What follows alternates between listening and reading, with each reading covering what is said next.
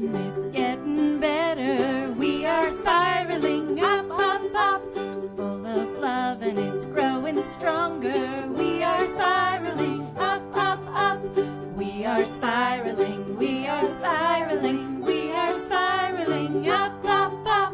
We are spiraling, we are spiraling, we are spiraling up, up, up. Life is great and it just gets better. We are spiraling up, up, up, full of joy, happy and happier. We are spiraling up, up, up. We are spiraling, we are spiraling, we are spiraling up, up, up. We are spiraling, we are spiraling, we are spiraling up, up, up. Life is good and it's getting better. We are spiraling up, up, up, full of peace. I'm feeling calmer. We are spiraling up, up, up. We are spiraling, we are spiraling, we are spiraling up, up, up. We are spiraling, we are spiraling, we are spiraling up, up, up. Life is great and it just gets better. We are spiraling up, up, up. We are one and we're growing stronger. We are spiraling up, up, up. We are spiraling, we are spiraling, we are spiraling up, up, up. We are spiraling, we are spiraling, we are spiraling up, up, up. Woo!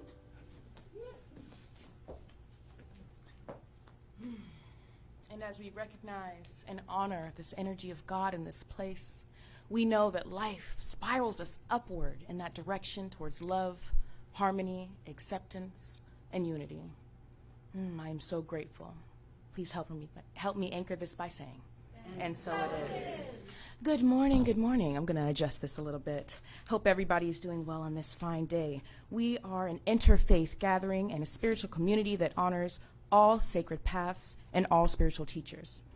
We begin our ceremony that celebrates the oneness of life and acknowledges that all people and all faiths come from the one universal presence, which we call spirit. And this morning our candlelighter is Miss Karen. Thank you, thank you. And so let us begin. The Tao, honoring the path of harmony and equilibrium, the natural way. Shamanic traditions, honoring the belief and practices of all indigenous people, the way of pristine spirituality. Hinduism, honoring the path of knowledge, action, and devotion. Judaism, honoring the ethical path of living by sacred law. Buddhism, honoring the Four Noble Truths of path of compassion. Christianity, honoring the Christ consciousness as the path of love. Islam, honoring the path of submission to the will of God as the highest calling. New Thought, honoring the metaphysical path of mental healing through the practice of universal spiritual principles. The last candle is the healing candle of love. We invite you, in the stillness of your own mind, to bring to awareness the names of anyone or anything that you wish to be included in this healing flame of love and light.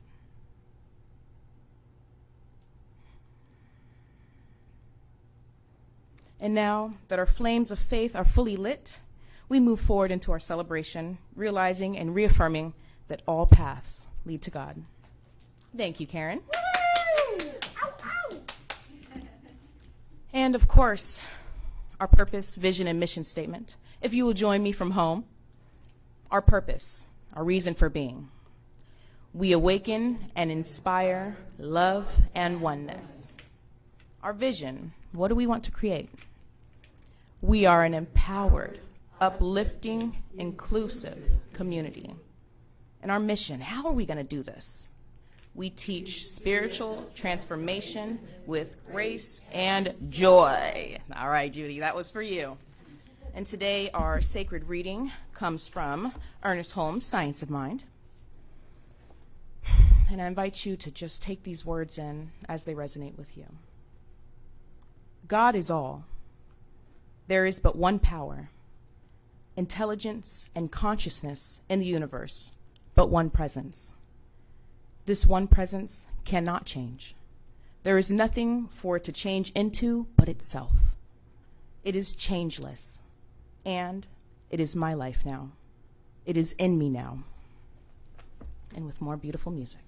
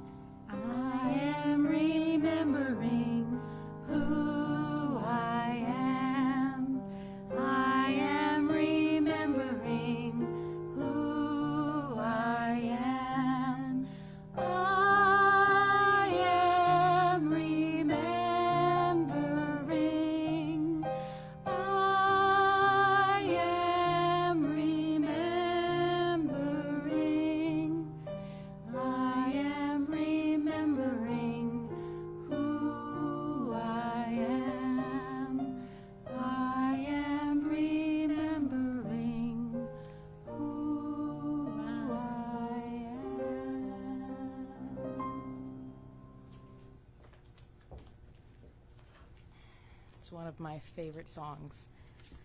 Welcome. Welcome from home. Welcome from the audience. Welcome from wherever you are listening today. We appreciate you taking that sacred time and that sacred moment to be present with us. Every moment counts. A few announcements for today. We are still closed and we will remain doing our virtual online services at this time as we are prioritizing health and safety for all. Please know we have you close and near and dear in our hearts, and we encourage you to keep finding that time to tune in. The other thing to make note of is after service today, we are doing the quarterly business meeting. It is going to be via Zoom, of course, because we are still practicing that physical distancing. And that's really it to keep the announcement short and sweet today. The other thing that I want to remind you of is, of course, one of the number one things we believe in here is prayer. And so I encourage you guys, even though we're not here in person, to do those 1-minute miracles that we all love so much. Please, there are so many of us here, brand new practitioners, including myself, who can't wait to pray with you, for you, and to see that truth. So go onto our website. It's a really easy link. You can put that in. You can get prayer from a phone call if you want to hear it, or we can just know that truth for you all week long. So thank you.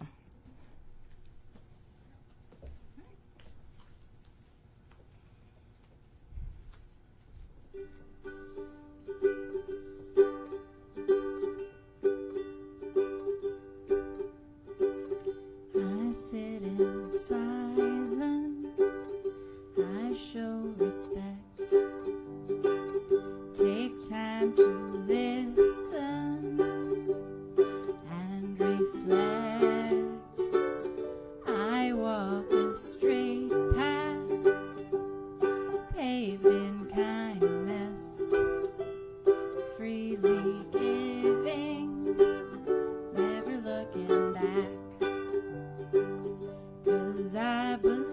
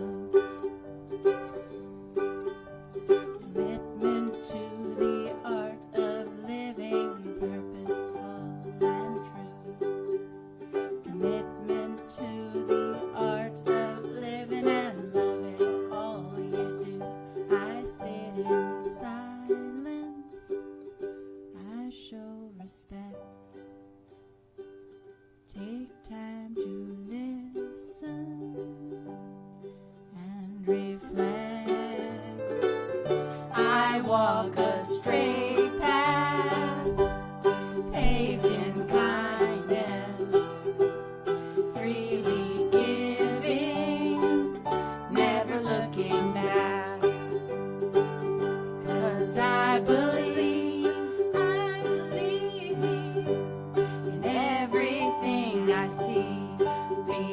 it Jesus, all of oneness, God of love. Yes, I believe, and that's what makes me free. Be it Jesus, all of oneness, God or love. Be it Jesus, all of oneness, God or love. Be it Jesus, all of oneness, God or love. Be it Jesus, all of oneness, God or love. Jesus, all of oneness, God, it's all love.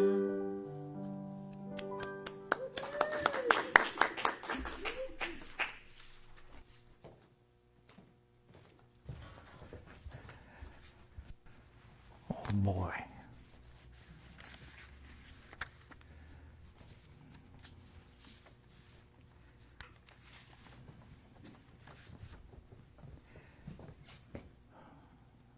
Recently, I was in the grocery store, minding my own business, when I heard, "Daddy, what's wrong with her legs?"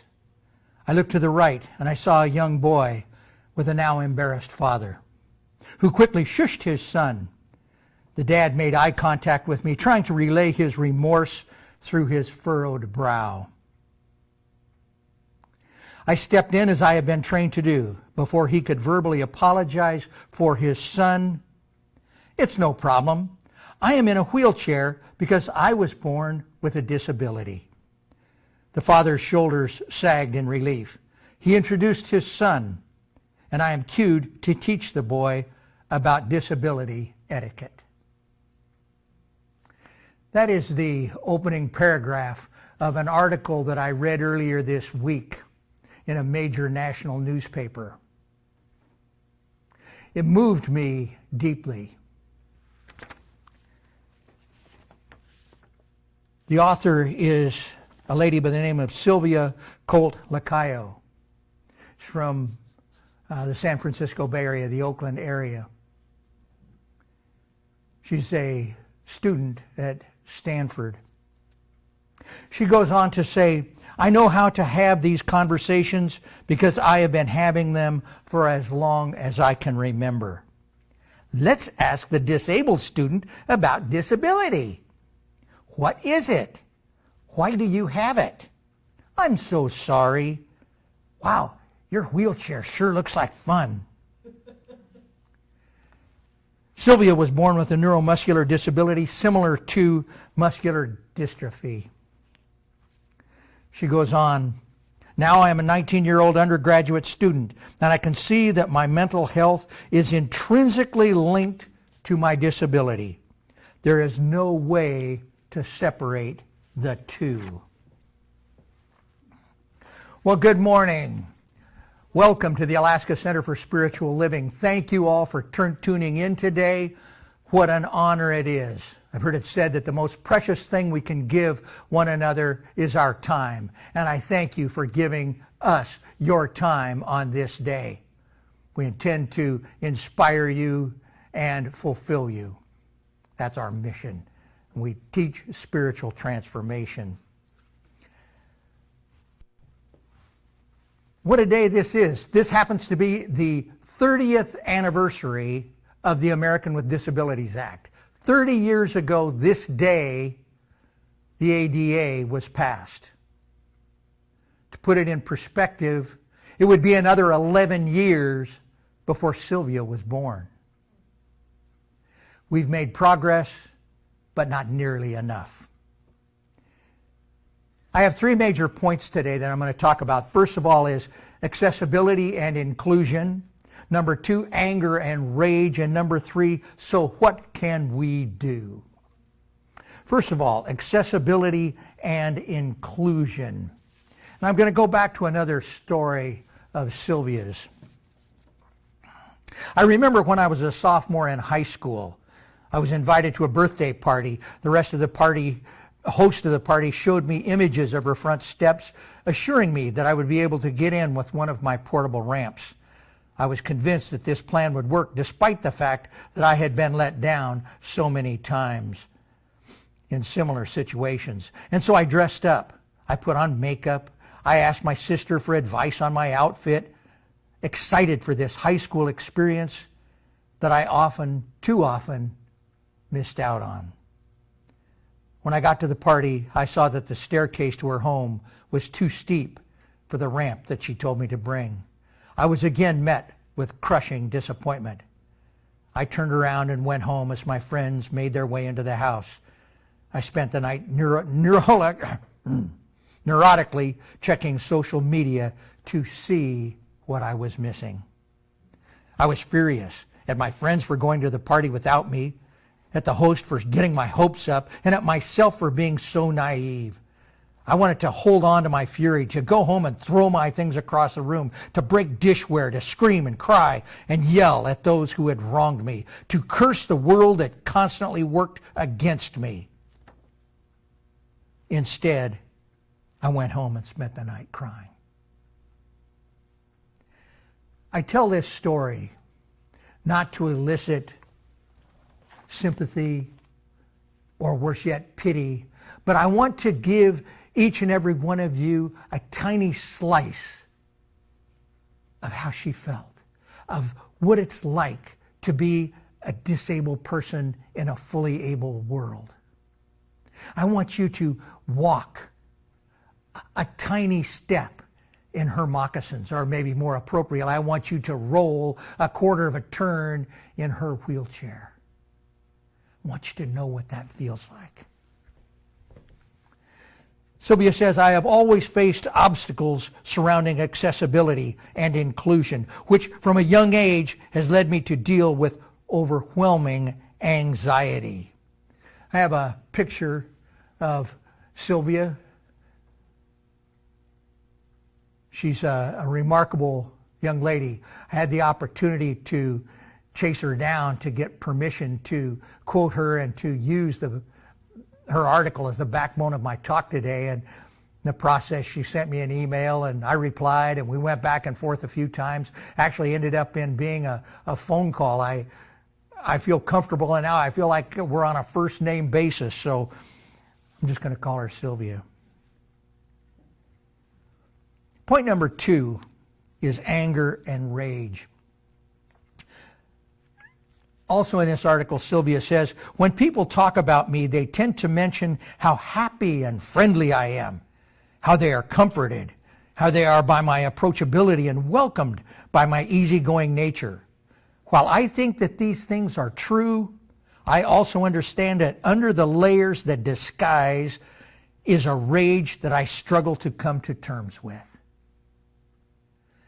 So if you joined me in walking that one step or rolling that quarter turn, I think you can understand how there is an underlying rage. While anger is only a small portion of who I am, it is a part of me that I have been careful to suppress out of fear of further rejection. We're going to talk a little bit more about that in a minute, but I submit that that anger and rage is part of the process. It's part of the healing process. It's part of being human. And we all experience that to a certain extent in different ways. And I just want everyone to know that we can have not sympathy, not pity, but empathy for those who have different abilities. This thing applies to all marginalized people. And Sylvia's brilliant. This is also in the article. We have spent this month talking about freedom, and we have boldly taken on topics that are probably not the most popular thing to talk about in churches today. But we have addressed racism. We have addressed white privilege. We have addressed white supremacy. We have addressed a lot of issues that are not real comfortable for a lot of people. And we're going to continue that today. I'm reminded what Roger Teal told me once, and he said, Don, your job is to comfort the afflicted and to afflict the comfortable. And so today I want to want us to take a look at disability, and I hope that you get a little bit uncomfortable. I know that I was. But it applies to all marginalized people. Marginalized communities are historically chastised when they react to oppression with fury.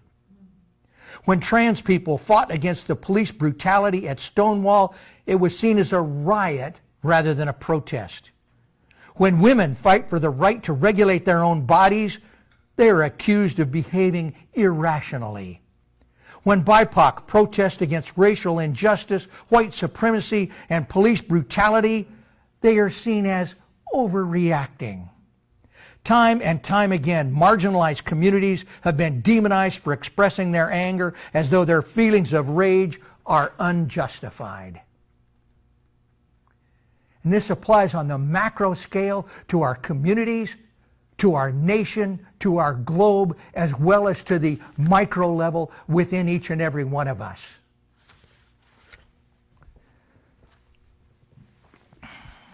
So my third point, what can we do? Of course, when we come to these things, I turn to our founder, Dr. Ernest Holmes, and I like to see what Holmes has to say on it. And you know what? Ernest Holmes said nothing that I could find about disability. Not in the Science of Mind textbook, not in any of his other writings, not in the magazine, in all of the other things that he wrote during his life. He was a prolific writer and speaker, but I never really heard him address disability. On page 518 of the Science of Mind text, he talks about bondage a little bit, but he does so in a very metaphysical term. He does it on a very spiritual plane, and we can know a spiritual truth, but that doesn't do the guy in the street any good. That doesn't do the person in a wheelchair any good to know that behind this effect of not being able to walk, there's a spiritual prototype that is absolute perfect health. Now that may be spiritually true, but it doesn't really do us any good in living our lives. And our whole mission is to learn how to live these lives more fully. So what do we have to do if our founder didn't really give us a path in that way? Well, we need to peel back the layers of that onion. And so as I sat with that during this week, the conclusion that I came to, the thing that's the ground of all of the things that we've discussed this month in terms of freedom, is that we are one. We are one people. We are one human race. We are all brothers and sisters. We are all equal. We are all children of the Most High.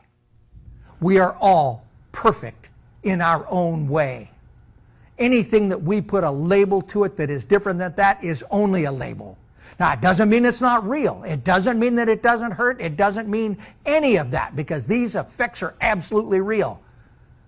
But when we see beyond that, then we can know that we are indeed all children of the Most High. And we have magnificent abilities within us to overcome any effect. The second thing we can do is we can look at other faith traditions, other religious traditions. And the thing that is so true among all of them is, the golden thread, as it has been called, is the golden rule. And that is very simply that do unto others as you would have them do unto you. And that exists in nearly every organized religion that there has ever been. Any faith tradition, do unto others as you would have them do unto you. We see it in the Buddhist tradition, their concept of loving kindness. And it was once written, said that the Buddha wrote, the deeper lessons came from seeing God in all things. It's true in Lao Tzu's writings and teachings that we are to take care of one another. Within the Hebrew tradition, there is tikkun olam, which roughly translates as to repair the world. And it is our job to repair the world, to take care of our brothers and sisters. It's also true within the Christian traditions. In Paul's letter to the Philippians, he wrote, Look, each of you, not to your own interest, but in the interest of others. So don't only consider yourself, consider everyone else. Everyone else. That doesn't say everyone except the disabled. It doesn't mean everyone except those who have a different skin color. It doesn't mean all of those who have a different sexual orientation. It doesn't mean any of that. It says everybody, all the time. In the Gospel of Luke, there's an interesting story. This is a story of a beggar named Lazarus. No, this isn't the Lazarus that Jesus raised from the dead. This is a different guy. Has same name. But he was a beggar, and he was poor, and he was starving to death, and he sat outside of a very wealthy man's house. And he was hoping for some table scraps, something that might fall from the table of this very wealthy man. The parable describes how he's in purple robes, but the wealthy man never gave beggar Lazarus anything, and beggar Lazarus died. Well, not long after, this rich man died. It's starting to sound like one of my jokes. No, they didn't arrive at the pearly gates together. Instead, the rich man went to Hades. He went to hell. And as he looked up into the heavens, and he saw there at God's right hand was none other than Lazarus. And so he called out to Lazarus. He says, "Oh, Lazarus, please give me a drink of water, or at least let a drop of water fall from your finger into my mouth to help quench the eternal fires that I am in." And about that time, the heavenly host steps up and says, "WTF, man? Think that one through. While he was starving to death at your front gate, you wouldn't do anything for him. And you now expect him to come down and give you a drink? I don't think so." I don't know if that's really what he said. Sounds good, though. Sounds good. I don't think they had WTF back then. I don't know. I may have taken a little ministerial license there. I'm not sure. But the point of it is, and this story has been told over and over again for over 2,000 years. That's why I like to teach with the parables. Really, because what does it mean? What does that mean? We're told to love one another. So why do we have this story, and what does it mean? And I read an account. A scholar by the name of Ambrose of Milan. He wrote in the 4th century analyzing this parable. And what he came to the conclusion of, this is powerful. You are not making a gift to the person. You are handing over to him that what is his. Again, you are not making a gift to the person. You are merely handing over to him that which is his. And so let's put this in terms of disability. We are not doing something for the disabled. We are merely giving them that which is theirs. We are giving them the right to shine. We are giving them the ability to grow, to blossom, to be all that they can be. And it is incumbent upon us to do that. Ambrose is pretty smart. You are not making a gift to the person. You are handing over to him that what is his. Earlier this week, the good Reverend Jacob Poindexter, I think he's First Congregational. Judy could correct me, I'm sure. And he's a big guy in the Interfaith Council now. And he wrote an op-ed piece along together with a rabbi from the Jewish temple. But he had a line in there that was powerful. If another person is lifted up, so are we. And that's why that applies to the disabled. When we can lift up the disabled, we in turn are lifted up.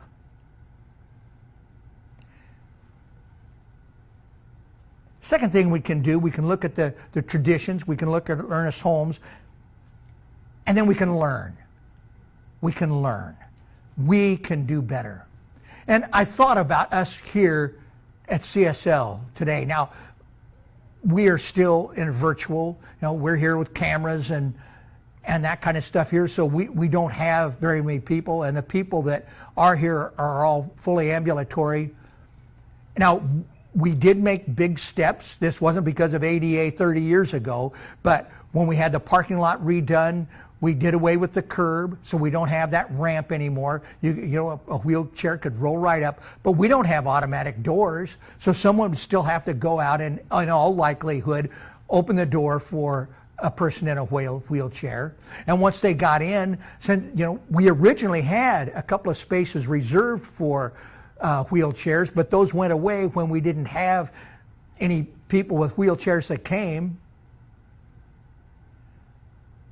We need to go back to that. And lastly, our platform up here. There's no way to get onto the platform if you're in a wheelchair.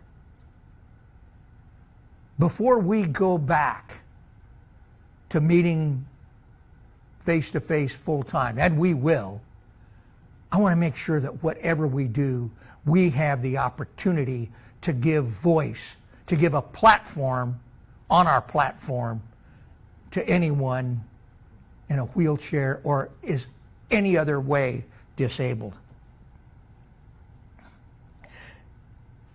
Now this idea of accessibility for the handicapped did not originate 30 years ago. It is actually a very ancient practice. And I have a picture, I think we can put it up now, of the ancient Greek tombs or ancient Greek temples that had access for the handicapped. They had wheelchair ramps. And this was 2,500 years ago. So it's not a new idea. We probably have better wheelchairs than they had then. But if they can do it, by gosh, we can do it. We're held back. Oh, it's too expensive. Well, it's been 30 years. A lot of the buildings that didn't have that have been torn down. Have they been replaced by buildings that have full access? Why can't we go back in and retrofit it? Our own PAC, no access for the handicapped. We had to go back and retrofit it after it was built. And that's within our own community. Our biggest shining thing, complete with stainless steel shingles on the roof. But we didn't have access for handicapped. We can do better.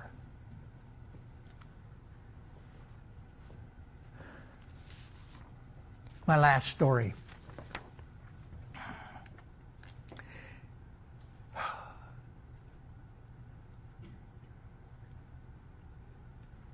Some young people, not sure exactly their age.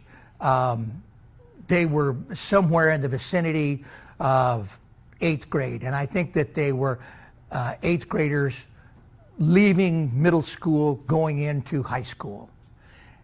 And their school had kind of a homecoming sort of a event, and two couples decided they would go out together and celebrate their homecoming. And so they picked a restaurant. They went to the restaurant. And I'm going to tell this story, first of all, from the perspective of the waiter. And he saw they were kids. He knew that they were not real pros at going out and dining on their own. And they had a few faux pas, but for the most part, they were good kids. They behaved. They tried their best. And he enjoyed serving them. He took good care of them. And in the end, he brought them their bill, and then they realized they each had to pay by themselves. And so he had to break the ticket up into 4 different places. And then he got ready and he found out that they didn't, of course, have credit cards or anything. So he had to take it all in cash. So he did all of that. And after they left, he went over to the table and there was a tip of $3.28. And at first he felt somewhat of a gut punch, but then he realized that they're kids, and he let it go. And then a couple weeks later, 10 days later, he got a letter in the mail. And I want to read you this letter. God, reading everything today. I usually don't do this. Dear Mr. Waiter, About a week and a half ago on October 7th, my 3 friends and I came to eat at this restaurant as our own homecoming celebration. It was an exciting experience for us to be here alone, and it was all new to us. And you were the best waiter that we could ask for. You were kind, helpful, accommodating. You didn't treat us like babies, and were even able to fit all the food around my allergies. So I wanted to say thank you for making our grown-up experience so amazing and fun. I would also like to say sorry on behalf of my group. Since we were new to all of this, our 13-year-old minds didn't exactly know how to deal with the bill. You were super helpful in dividing the check up and taking our not-so-preferable cash. The bill was reasonable, but we had completely forgotten, and frankly didn't know, what a tip even was, let alone how much to give. So we just emptied our pockets, and all our money added up to $3.28. Not aware, we left, clueless of what we had left you for all of your hard work. Later, we realized our mistake, and we felt horrible. We knew that we had to make it right. So in this envelope, you will find the correct 18% tip plus extra for simply being amazing. We appreciate your help and patience, and we thank you for making our night fun. Thank you. And it was signed 4 teenagers from that night. It's a cute story. But we're all teenagers in the world of disability. We are all walking around leaving $3.28 tips because we don't know any better. And the only way we're going to be better is to learn, is to walk a mile in those moccasins or to roll a mile on those wheels. The only way that we're going to be able to do that is to put ourselves in those shoes. And the only way we really can is to learn, and learn from people like Sylvia, who had the courage to share at the deepest level of herself with us. So I submit that it is up to us to learn, to no longer leave $3.28 tips in the world of disability. It's time for us to step up. It's time for us to make the American with Disabilities Act really mean something. Not to give pity or not to feel sorry for somebody, but to allow them to let their light shine. In this philosophy, we all believe that we're beloved children of God, and we all believe that we have magnificent talents. But sometimes in our own faulty judgment, we are thinking that someone else cannot do the things that need to be done to allow their light to shine, and I tell you, that's bullshit. It's up to us to allow that light to shine. And we can do this.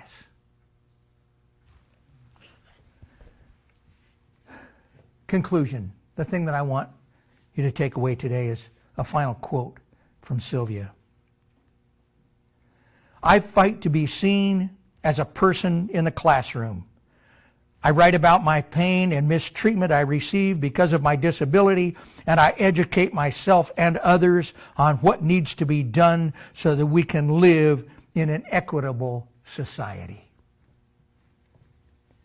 And so it is with that awareness of our oneness, that awareness that each and every one of us are beloved children of the Most High, that I invite my colleagues, boy, we got a bunch of them here today, practitioners, to join me in holding our congregation, everyone that's watching today, to hold our city, our state, our nation, the entire globe in love and light. We can see beyond disability to see the magnificence in one another. And we embrace that magnificence. We don't deny the conditions. We embrace that which is wonderful. We give thanks for our awareness We give thanks for the opportunity to learn from those who are disabled. We give thanks.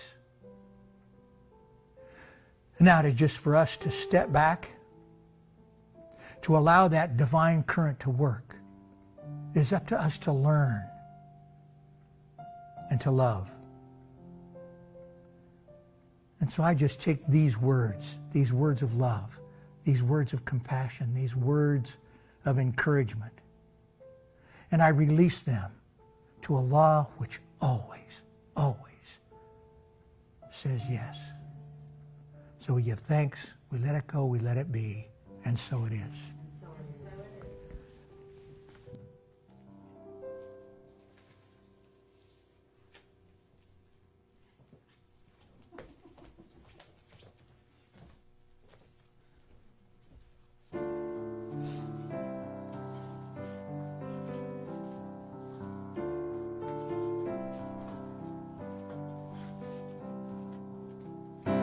Everywhere I am is holy ground, for I walk in awe. Everywhere I am is holy ground, for the power and the presence of pure spirit makes my path gentle and easy. Gentle, easy. Gentle, easy. Everywhere I am is holy ground, and I dance in joy.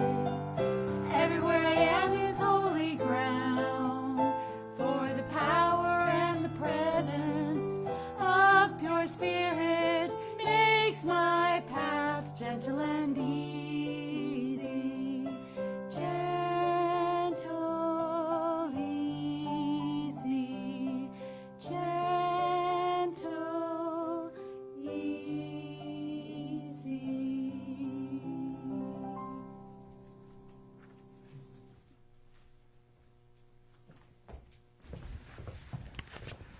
Well, we got more masks going on, coming on, taking off.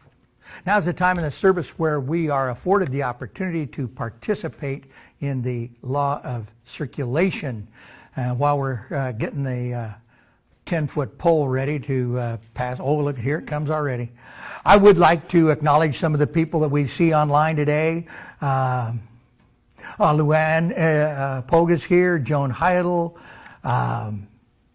Linda Drew, Nanetta, Judith Mack, Keith Montgomery, Sam, Judy Wolf, Sassy, hello, Linda Ireland, Marilyn is here watching her beautiful granddaughter, Rochelle Norton, Cynthia George, Reverend Linda, Pat, Heather Eldred, Cindy Hensley, oh, I'll bet I hear from Cindy Hensley, Kaleem Nuruddin, Robert Wallace, Heather Pinchback, Jean Kowalski. So, I guess I better, here's their basket, my affirmation. What is my affirmation today? Oh, I am kind and shine bright. And I do not swear during the homily. I think the term was bovine excrement. So join me in our affirmation today. Divine love through me blesses and multiplies all that I have, all that I give, and all that I receive. Thank you, God. And so it is. I'm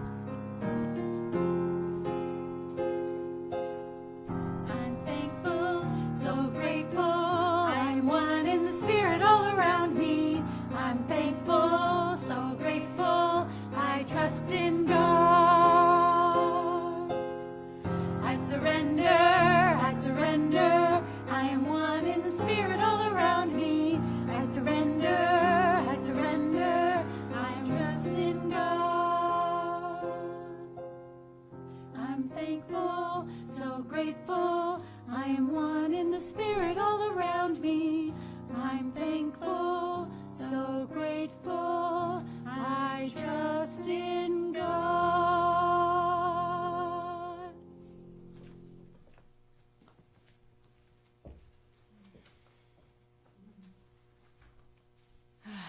And as we walk on this holy ground and take this opportunity to step into one another's shoes, we surrender to that divine love that allows us to bridge that gap between what we don't know, that allows us to feed our brethren, to quench the thirst of those that need it.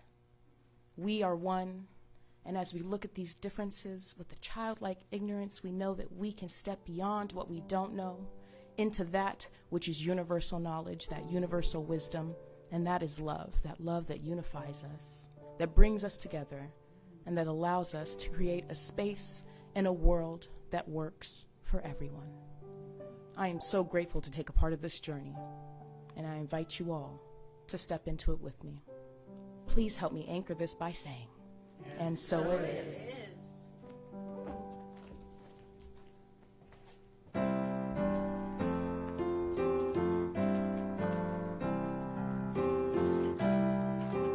Eyes shine, feet dance, hearts sing.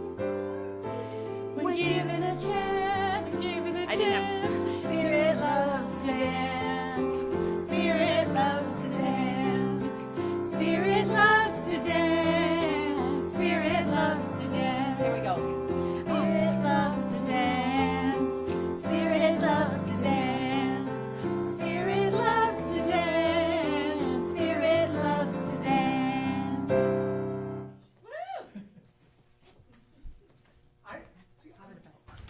I guess I have to be up here. I don't know where I have to be in that camera. We haven't rehearsed this. Obviously, that's why it's Saturday or Sunday morning live. Our affirmation today. I no longer leave a $3.28 tip. I no longer leave a $3.28 tip. For I am one in the Spirit all around me. For I am one in the Spirit all around me. And so it is.